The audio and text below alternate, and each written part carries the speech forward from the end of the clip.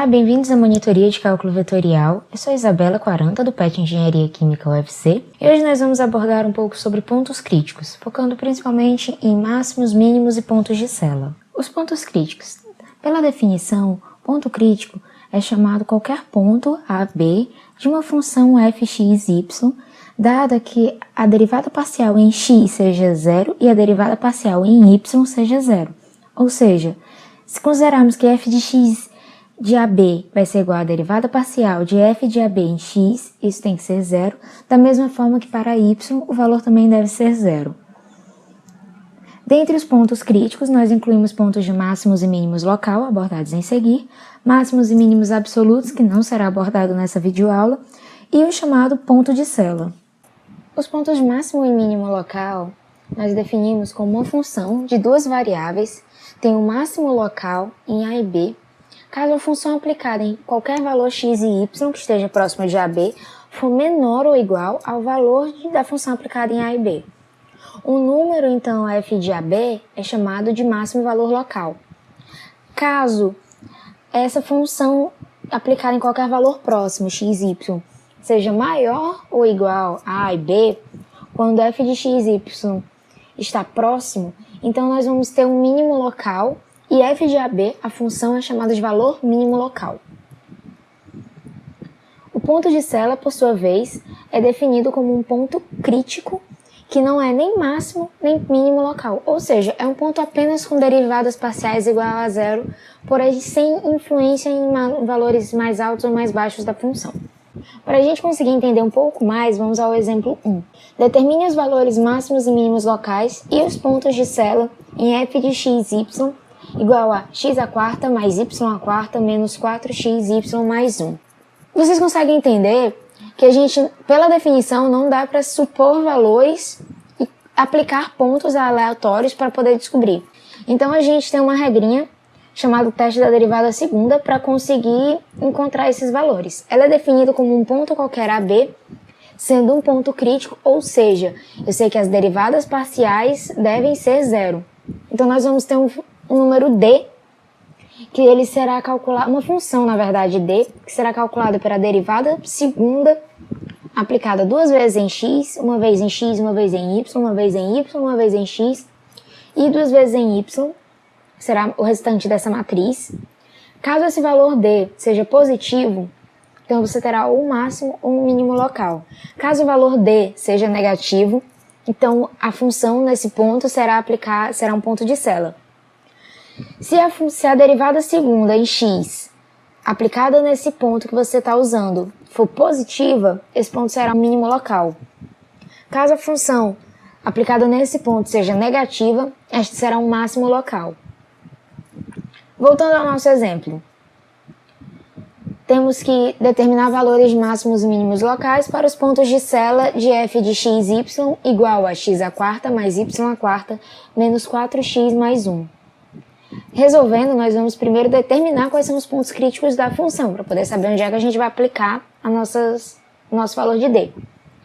Então, nós temos que a derivada parcial de x para ser igual a zero deve dar essa equação, e a derivada parcial de y, que seja igual a zero, vai dar essa equação. Então, a partir dessas duas equações, nós conseguimos montar um sistema, em que nós vamos ter 4x à terceira menos 4y igual a zero, e 4y à terceira menos 4x igual a zero, obtendo, por sua vez, x à terceira igual a y e y à terceira igual a x. Então, nós vamos pegar o valor de y igual a x à terceira na equação e vamos substituir na outra, ou seja, y à terceira igual a x, vamos substituir y por x à terceira. Desta forma, nós conseguimos obter a função x à nona menos x igual a zero. Essa função tem 9 raízes, das quais apenas 3 são raízes reais e as outras são raízes imaginárias. Então, nós vamos ter que x1 vai ser igual a zero, nós vamos ter contemplada a nossa função, então nós temos o nosso primeiro ponto, que é o ponto 0, 0. x2 igual a 1, sendo então o segundo ponto, o ponto 1, 1, e x3 igual a menos 1, sendo o terceiro ponto, menos 1, menos 1. Lembrem que o valor de y nós encontramos voltando o nosso valor de x encontrado a equação y igual a x à terceira. Então, 0 à terceira igual a 0, 1 a terceira igual a 1 e menos 1 a terceira igual a menos 1. Então, nós temos nossos 3 valores. Agora, nós vamos calcular a derivada segunda para fazer o cálculo de D. Nós temos que, então, a nossa derivada primeira em x vai ser 4x a terceira menos 4y, e a derivada primeira em x é igual a 4y a terceira menos 4x. Então, a nossa derivada segunda, também aplicada a x, a gente vai obter 12x ao quadrado. Aplicada a y duas vezes, vamos obter 12y ao quadrado. E como a gente sabe que eu posso derivar primeiro x, depois y, ou primeiro y, depois x, é a mesma coisa, o mesmo valor, nós vamos fazer isso para o último valor e vamos obter menos 4 como a derivada parcial dos dois valores, das duas variáveis. Tendo os nossos valores de derivada parcial, a gente vai aplicar dentro do cálculo de D.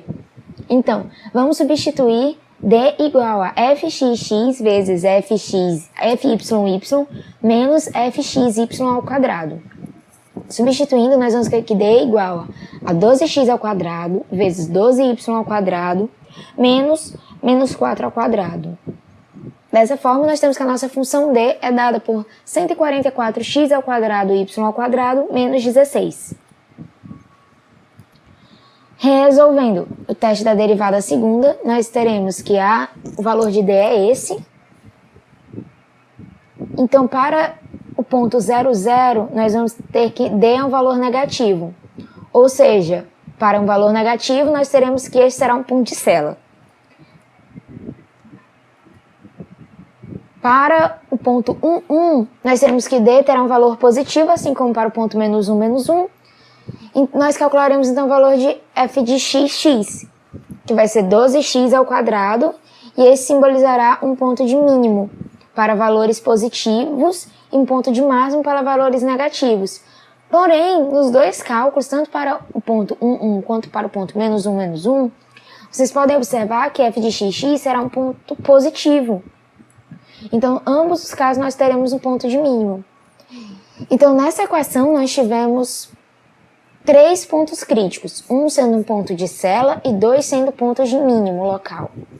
Vamos resolver um segundo exemplo para poder fixar mais a ideia.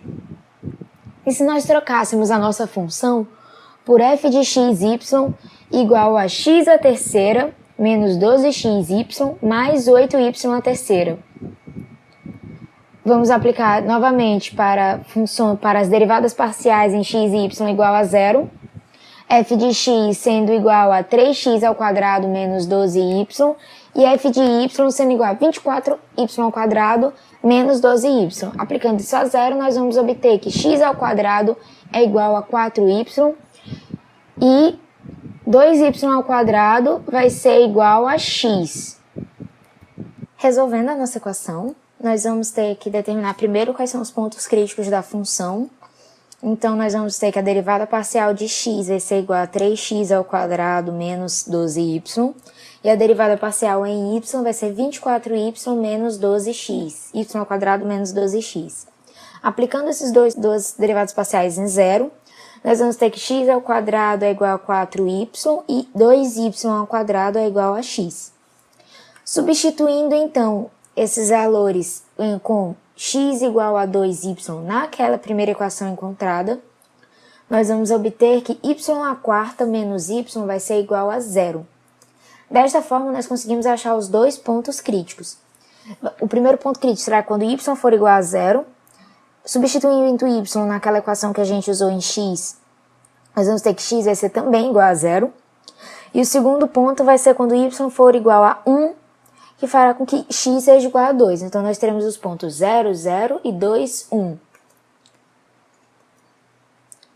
Em seguida, vamos agora calcular as derivadas segundas para usar dentro do cálculo de D, de forma que a derivada segunda em x seja 6x, que é a derivada da primeira equação que vocês podem ver em função de x.